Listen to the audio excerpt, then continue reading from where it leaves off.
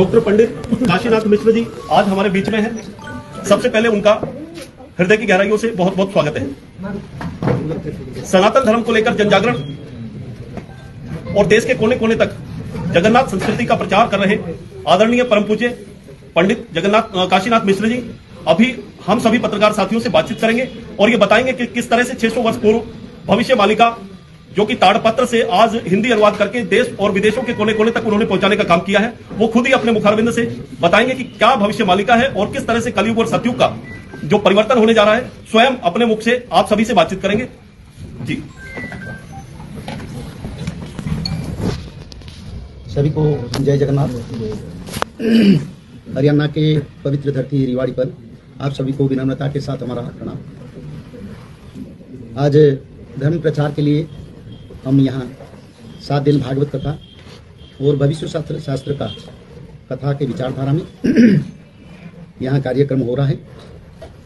हमारा यहाँ आने के मूल लक्ष्य ये श्रीमद् भागवत महापुराण हर घर में मानव को पठन करना क्या जरूरी, क्या आवश्यकता है और भविष्य शास्त्र के अनुसार कलयुग का जो समय जा चुका है यानी कलयुग अंत हो चुका है उसके बारे में आपकी जनसाधारण को, यहाँ के जनसाधारण को जानकारी देना है और कैसे आगे सारा विश्व में सनातन धर्म का प्रतिष्ठा होगा और सारा विश्व सनातन कैसे बनेगा।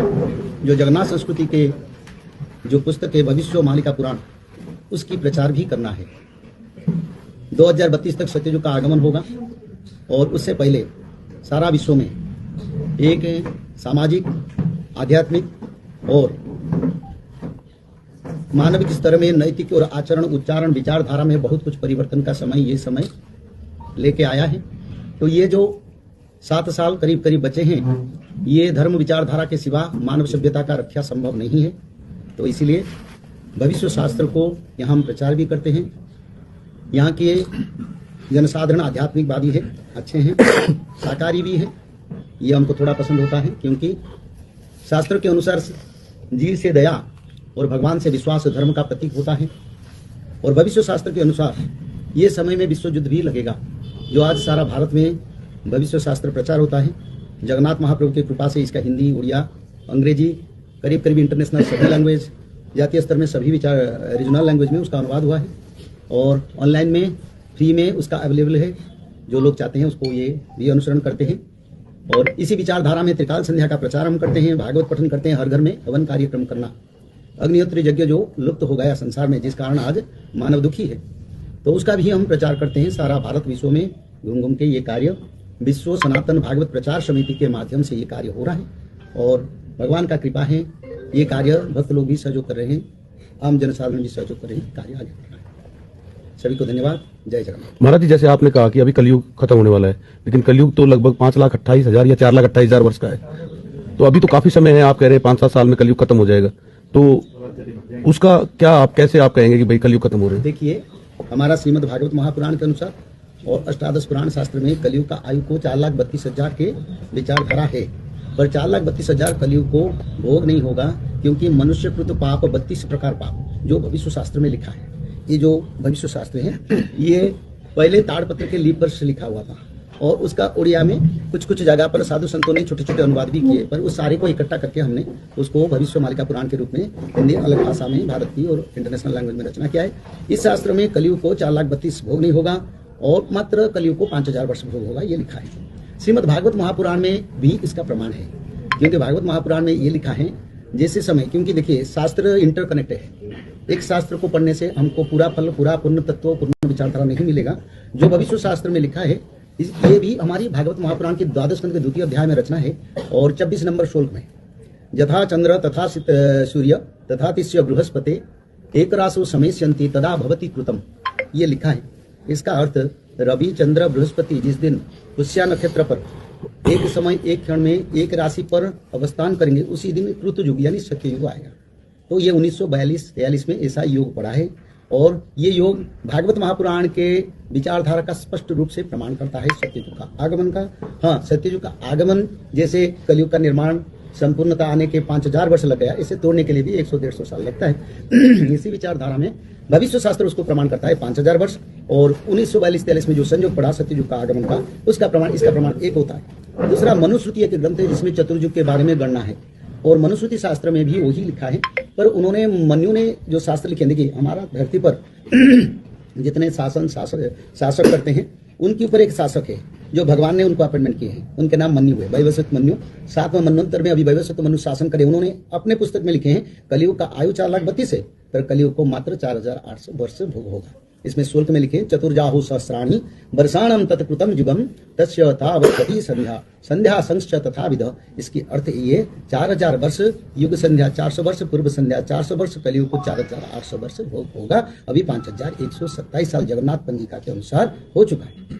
तो श्रीमद् भागवत महापुराण, मनुस्मृति, गर्ग संहिता, सूर्य पुराण, सूर्य सिद्धांत और सूरदास जी जो हमारा जगन्नाथ और कृष्ण भगवान के बड़े भक्त थे, उन्होंने भी ये लिखे थे संभवतः 2000 के बाद ऐसा योग पड़े, यानी 2000 वर्ष के बाद ऐसे समय आए, पूर्व पश्चिम दक्षिणी उत्तर चतुर्दिगी काल पड़े 2000 के बाद, संभवतः 2000 के बाद ये लिखे।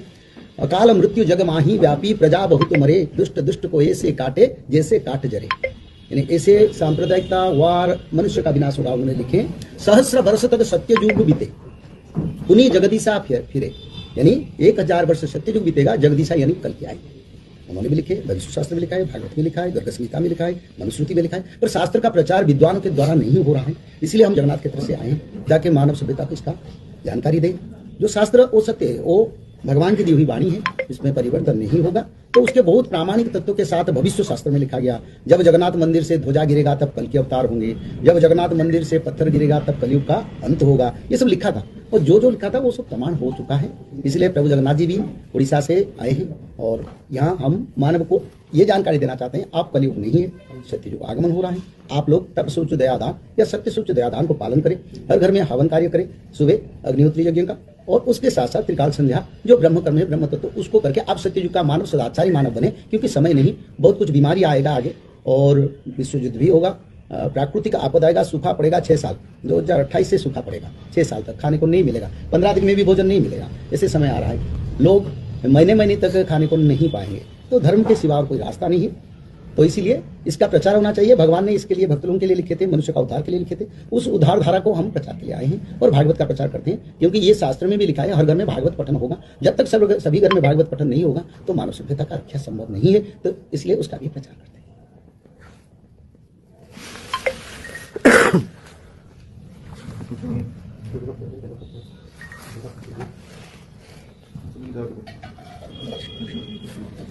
कुछ आप लोग पूछना चाहें तो आप